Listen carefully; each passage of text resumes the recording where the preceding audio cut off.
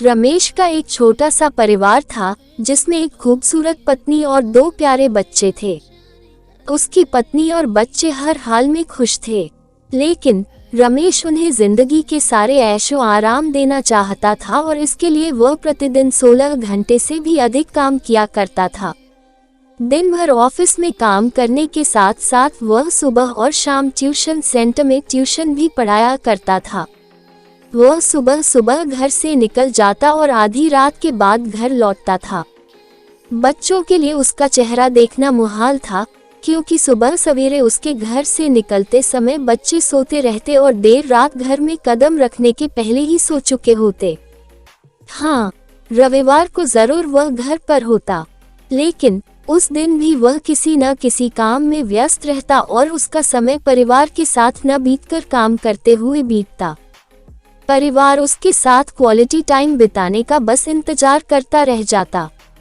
पत्नी अक्सर उससे कहा करती कि उसे घर में वक्त बिताना चाहिए, बच्चे उसे बहुत मिस करते हैं। उस वक्त वह यही जवाब देता कि ये सब मैं उनके लिए ही तो कर रहा हूँ। बढ़ते घरेलू खर्च और स्कूल खर्च के लिए मेरा ज्यादा काम करना जरूरी है। मैं उन्हें एक अच्छी जिंदगी देना चाहता हूँ। रमेश की यह दिनचर्या वर्षों जारी रही। वह यूं ही परिवार को अनदेखा कर कड़ी मेहनत करता रहा। इसका प्रतिफल भी उसे मिला। उसे पदोन्नति प्राप्त हुई, आकर्षक वेतन मिलने लगा। परिवार अब बड़े घर में रहने लगा। खाने पीने और अन्य सुविधाओं की उन्हें कोई कमी न रह गई। लेकिन रमेश का यूं ही काम करना जारी रहा। वह अधिक से अधिक पैसे कमाना चाहता था। पत्नी पूछती कि आप पैसे के पीछे क्यों भाग रहे हैं? हमारे पास जो है हम उसमें खुश रह सकते हैं। तो उसका जवाब होता कि मैं तुम्हें और बच्चों को दुनिया जहां की खुशियां देना चाहता हूँ। बस कुछ साल और मुझे मेहनत करने दो।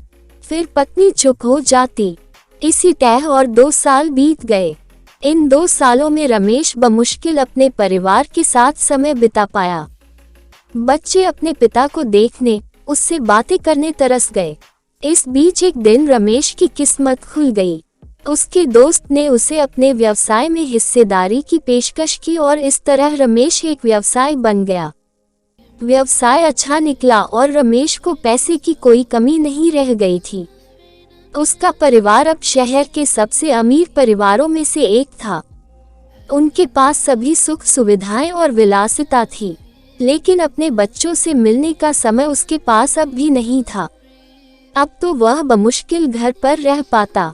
उसका अधिकांश समय शहर से दूर बिजनेस टूर में बीतता। साल गुजरने के साथ उसके बच्चे बड़े हो गए। अब वे किशोरावस्था में पहुंच गए थे। रमेश ने भी इन सालों में इतना पैसा कमा लिया था कि उसकी अगली 5 पीढ़ियां शानदार जीवन जी सकती थी। एक दिन रमेश के परिवार ने छुट्टी बिताने समुद्र तट स्थित अपने घर जाने की योजना बनाई। बेटी ने उससे पूछा, पापा, क्या आप एक दिन हमारे साथ बिताएंगे? रमेश ने जवाब दिया, हाँ जरूर, कल तुम लोग जाओ, मैं कुछ काम निपटाकर 2 दिन में वहाँ पहुँचता हूँ। उसके बाद का मेरा पूरा समय तुम लोगों का है। पूरा परिवार बहुत खुश हो गया। वे समुद्र तट स्थित अपने घर पर चले गए। 2 दिन बाद रमेश वहाँ पहुँचा, लेकिन उस दिन उसके साथ समय बिताने कोई नहीं था। दुर्भाग्य से वे सभी उस दिन सुबह आई सुनामी में बह गए थे। रमेश अपनी पत्नी और बच्चों को कभी नहीं देख सकता था।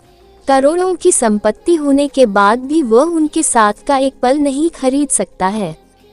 वह पछताने लगा। पत्नी के कहे शब्द उसे याद आने लगे, आप पैसों के पीछे क्यों भाग रहे हैं? हमारे पास जो है हम उसमें खुश रह सकते हैं। आज की इस कहानी से हमें यह सीख मिलती है कि पैसा सब कुछ नहीं खरीद सकता। पैसे से किसी वस्तु खरीदा जा सकता है, लेकिन आत्मीयता और प्यार पैसे से खरीद नहीं जा सकता है। इसलिए पैसों के लिए अपने परिवार को महत्व देना कम मत करें। पैसा खो देने के बाद फिर से कमाया जा सकता है, लेकिन अपनों को खो देने के बाद दोबारा वापस नहीं पाया जा सकता।